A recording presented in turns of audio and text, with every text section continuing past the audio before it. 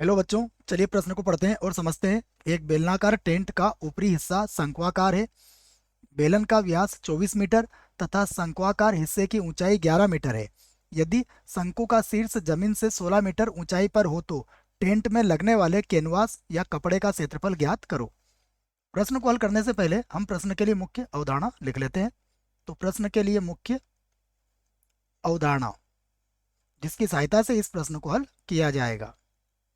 मुख्य अवधारणा में हम सबसे पहले कुछ सूत्रों को लिखेंगे, जिसमें पहला सूत्र है कि बेलन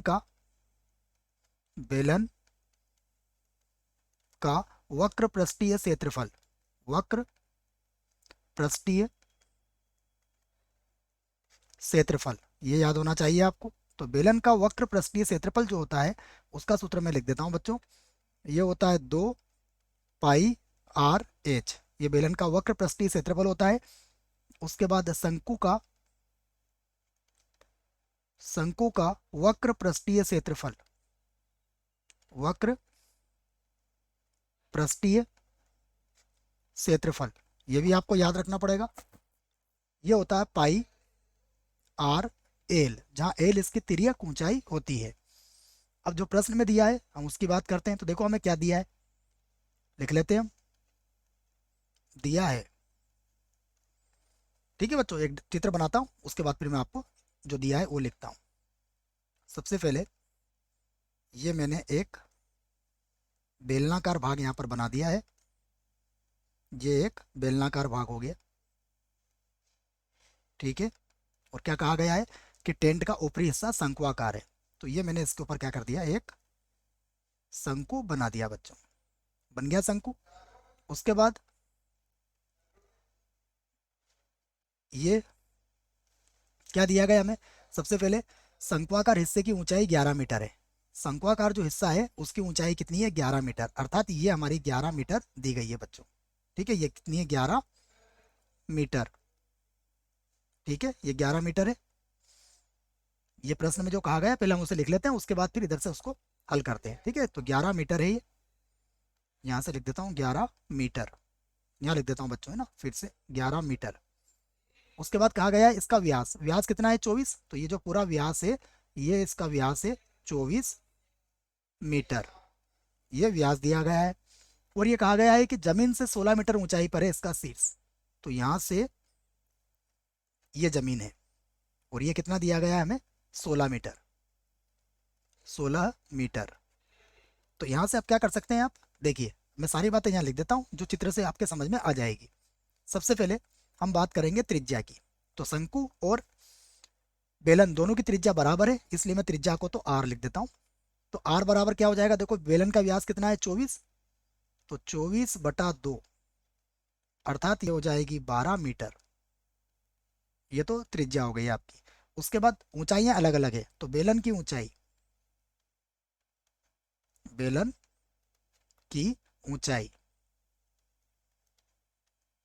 देखिए, बेलन की ऊंचाई को मैं h1 बोल देता हूँ बच्चों, h1। तो बेलन की ऊंचाई कैसे निकालोगे आप, देखो कुल ऊंचाई कितनी है, 16। 16 में से शंकु की ऊंचाई कितनी है, 11। घटाओगे तो कितनी बचेगी, 5। तो ये 5 मीटर, ये बेलन की ऊंचाई आ गई। उसके बाद शंकु की ऊंचाई, शंकु की ऊंचाई, शंकु की ऊंचाई को हम क्या करते हैं, h2 मान लेते हैं। तो शंकु की ऊंचाई हमें कितनी दी हुई है, 11 दी हुई है, 11 मीटर। अब हमें पता है यदि शंकु का वक्र पृष्ठीय क्षेत्रफल ज्ञात करना है तो हमें इसकी तिर्यक ऊंचाई की आवश्यकता पड़ेगी। तो हम एल बराबर यहाँ से ज्ञात कर लेते हैं। तो मैं लिख देता हूँ कि हम जानते हैं, यहाँ से लिख लेते हैं हम कि हम जानते हैं, हम जानते हैं कि एल का वर्ग, एल का वर्ग बराबर क्या होता है, एच का वर्ग प्लस आर का वर्ग, जहाँ एल शंकु की तिर्यक ऊंचाई होती है।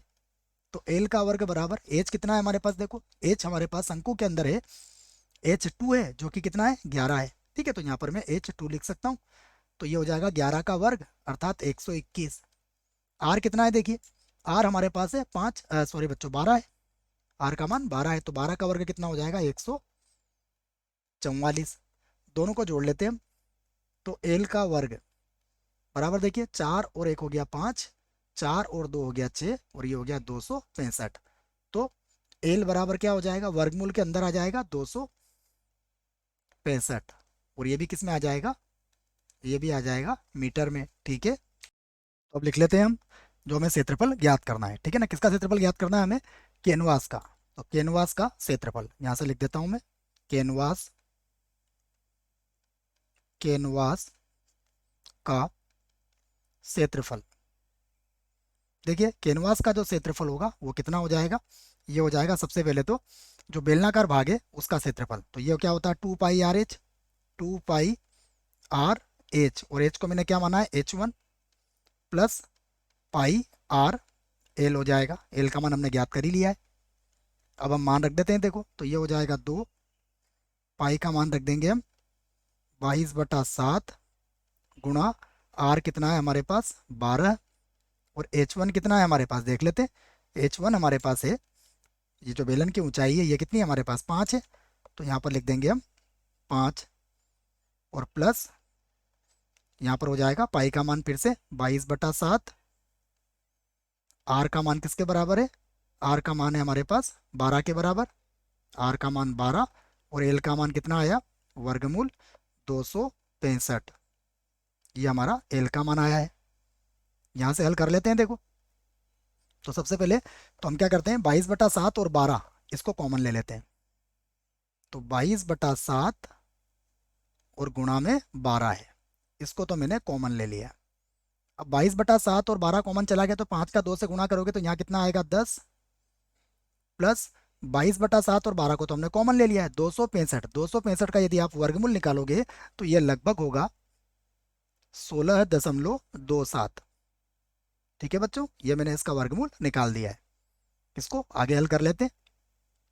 तो 22 का 2 से गुणा कर लेते हैं, या 12 का 22 से कर लेते हैं बच्चों। तो 12 का बड़ा 2 बार बोलेंगे तो 24 के 4, और फिर 2 बचेंगे तो 24 और 2 हो जाएगा 25, 26।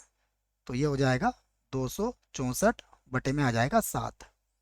ठीक है, और गुणा इन दोनों को लिख लेंगे तो ये हो जाएगा 26.27। अब इनका गुणा करके इसको 7 से भाग लगा देते हैं। तो ये आ जाएगा हमारा 990, 990.75 वर्ग मीटर, वर्ग मीटर। तो ये हमारे प्रश्न का उत्तर होगा। आशा करता हूँ बच्चों प्रश्न का उत्तर समझ में आया होगा। धन्यवाद।